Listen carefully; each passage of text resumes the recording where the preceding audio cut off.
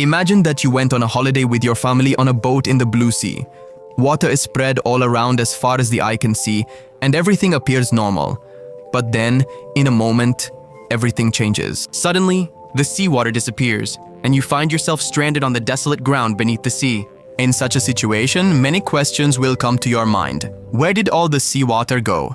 Will this water come back again? So let's find out the answers to all these questions. This film will leave you breathless. At the beginning of the story, we see a family on a boat in the middle of the Caribbean Ocean. This family has come to the middle of the sea to celebrate the birthday of a boy named Ben. To create a memorable moment, they were all very happy, but they didn't know that this happiness was short-lived. For a few moments, everything was going normally. While they were all enjoying the view of the sea, Ben's mom jumps into the sea to swim. Meanwhile, Ben and his father were busy fishing. But then suddenly, Ben's mom Julia felt something in the sea. Like something big is circling around him. When he looks here and there, he sees nothing. But then suddenly something pulls her under the sea, and the equipment on their boat starts changing direction rapidly, as if something big is happening. Ben and Tom do not quite understand the changing situation because they are busy fishing. Meanwhile, Julia sees that she has drifted quite far from her boat in just a few seconds and is sinking. She starts shouting loudly to Tom for help, but since Julia is quite far from the boat, no one notices her, and here Julia feels that the seawater is rapidly receding.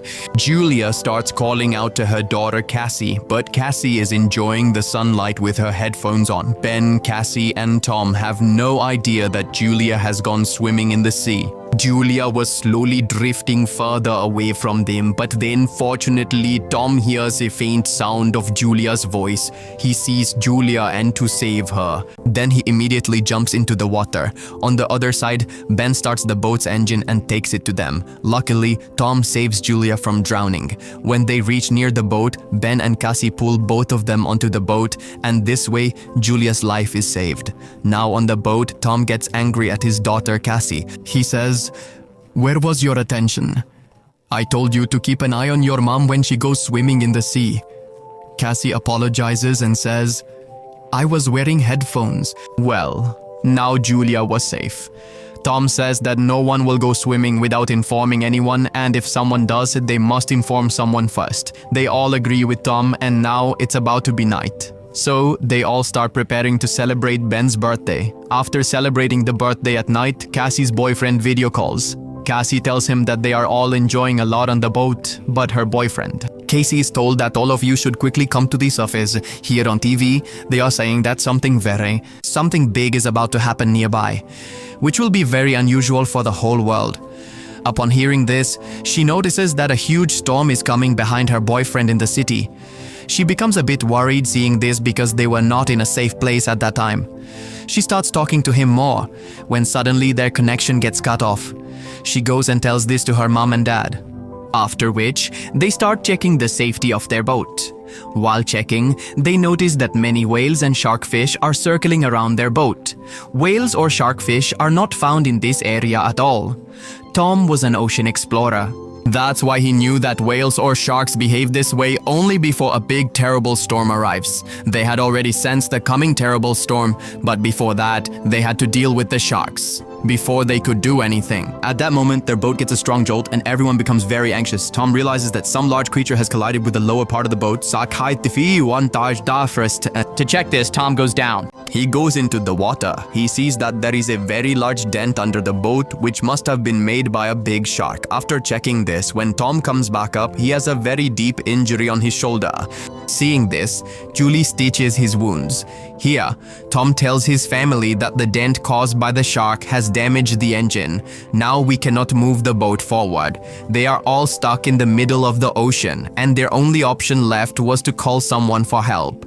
But when Casey went out to call for help, there was no signal. Their boat's communication was not picking up any signal. They were all very worried about why suddenly everything had stopped. Now, in this difficult time, Tom checks their food and supplies. They only had food for 4 days and nothing else. But they had a small hope of survival because they were on a shipping route, and some ship might see them passing by and rescue them. During their conversation, they heard a loud noise from outside. When they went out to see, a large meteorite was in the was coming towards them. It could collide with their ship, and to avoid it, Tom quickly starts his boat's engine, but he knew that if he did so, his boat would be destroyed, and that's exactly what happens. The engine of their boat was completely damaged, but they had no other option. If he didn't start the engine and move the boat forward, the meteoroid would have collided directly with them. Tom sees that the objects falling from the sky were actually satellites. That's why suddenly the radio and telephone signals have stopped working. They had not fully recovered from the incident when another meteoroid started heading towards them. Now they couldn't do anything else to save themselves. That's why they go to the lower part of the boat and put on life jackets so that if the boat capsizes, they won't drown in the water. When they are inside the boat, it starts shaking violently. They all realize that they might not survive. Suddenly, they hear a loud noise and all of them lose consciousness. When they regain consciousness, they find that they are alive. Although they were indeed injured, the surprising thing was that now their boat had some small and large holes, but water was not coming in through them. Now when the whole family comes out of their boat and looks around, they are all amazed by the scene.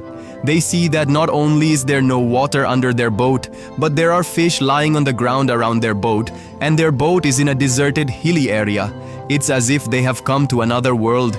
This place had completely changed. Where there was water until last night, that place now looked like high mountains and pits. They all quickly realized that they are not in a desert but still in the middle of the ocean.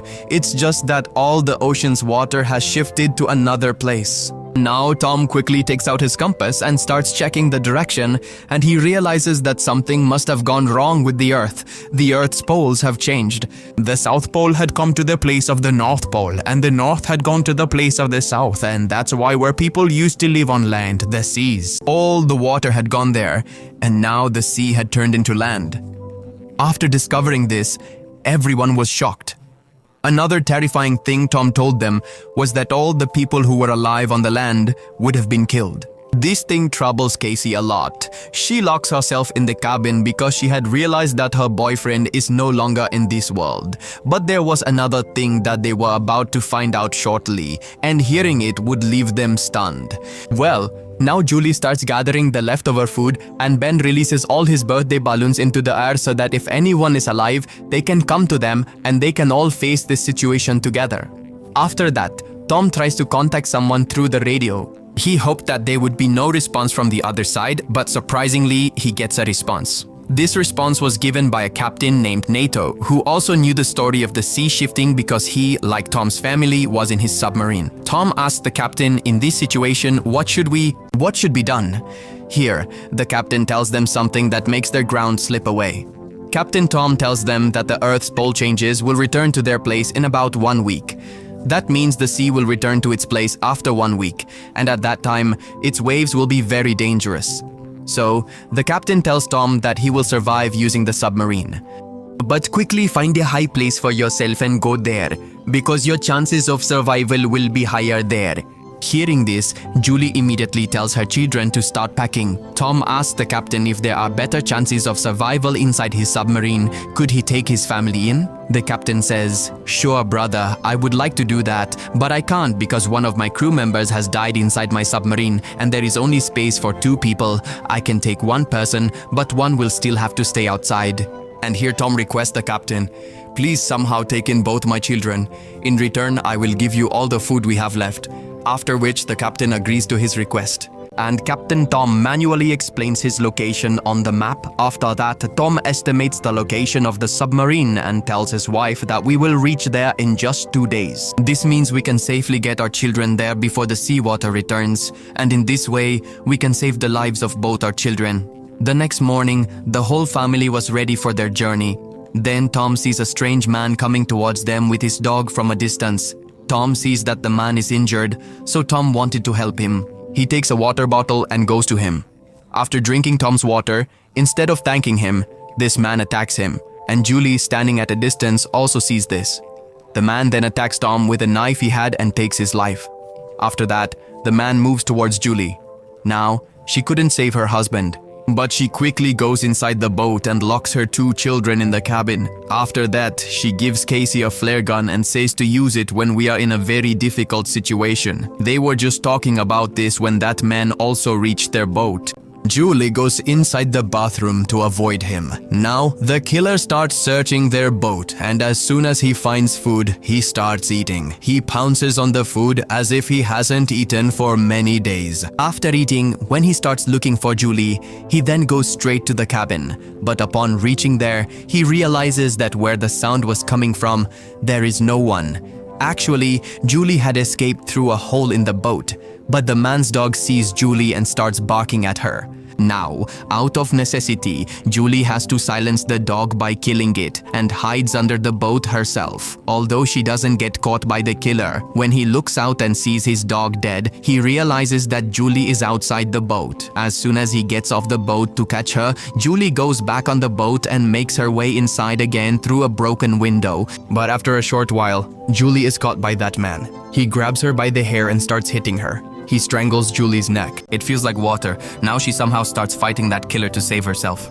How Joe? Since she was watching all this from the cabin, she remembers that this is a good opportunity to use the flare gun. She fires the flare gun, causing the man to fall away.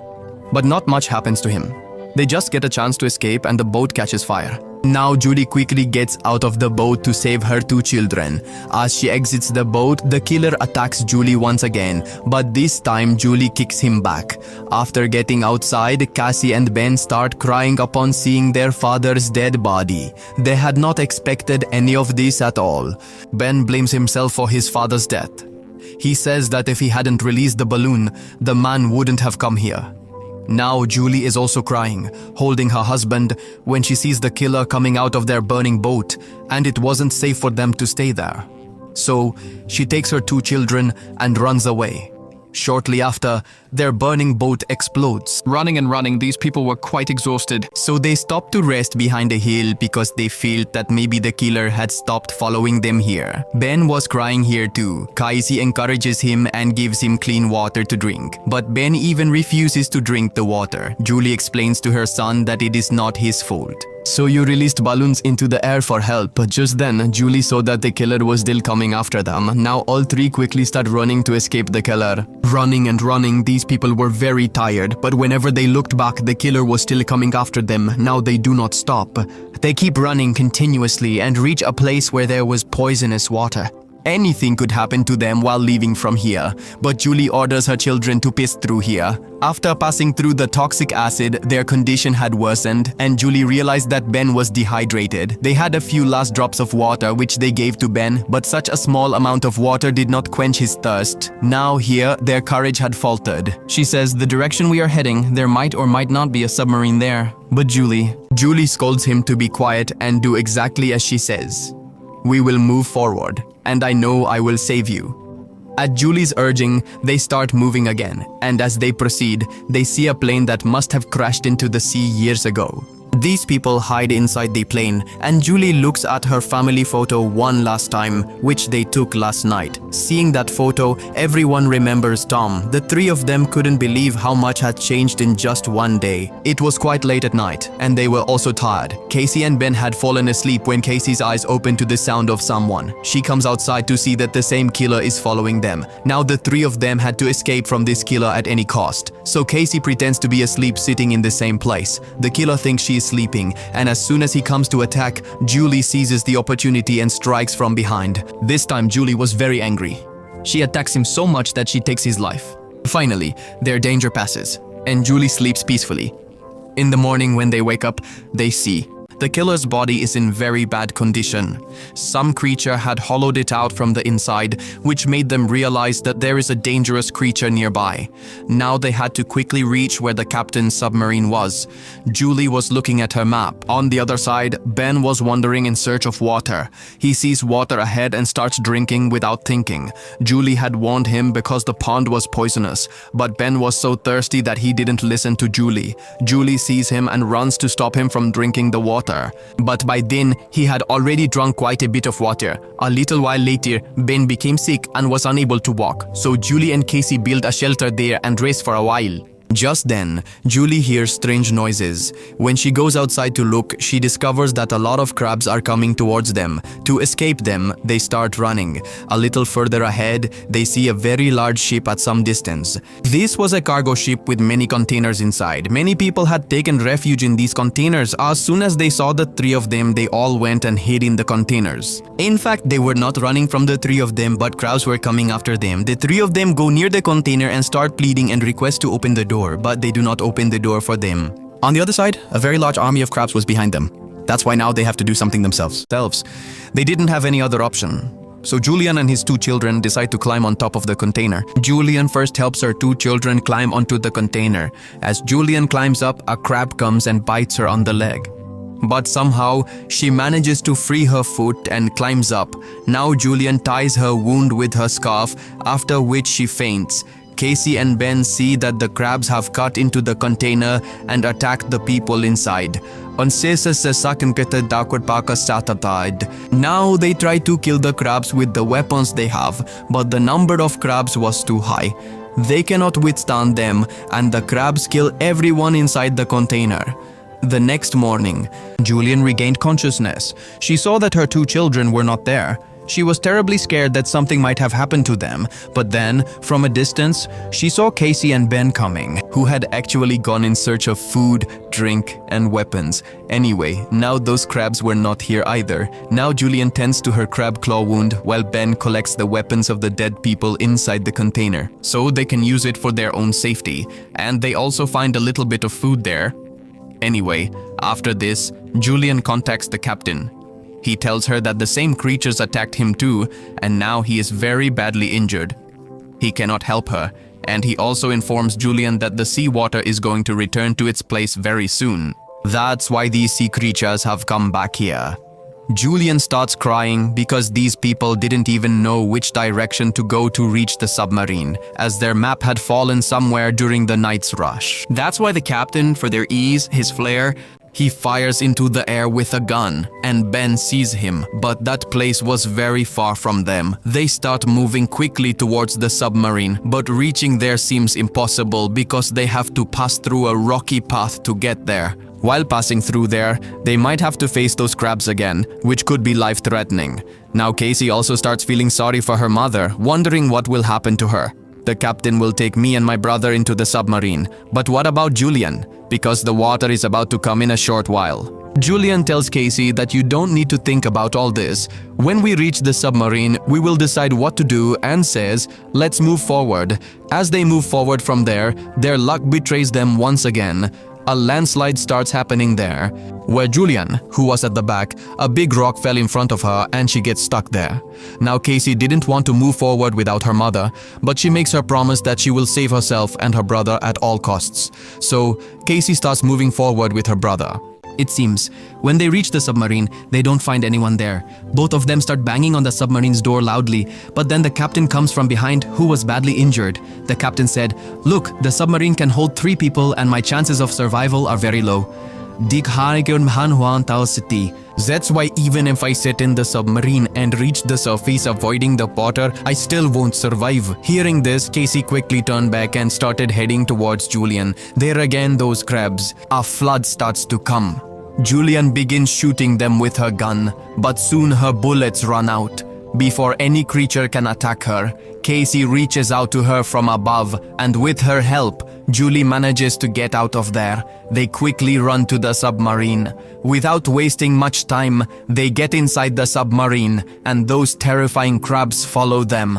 But then, a very large, terrifying sea wave appears coming towards them, which was several hundred meters high.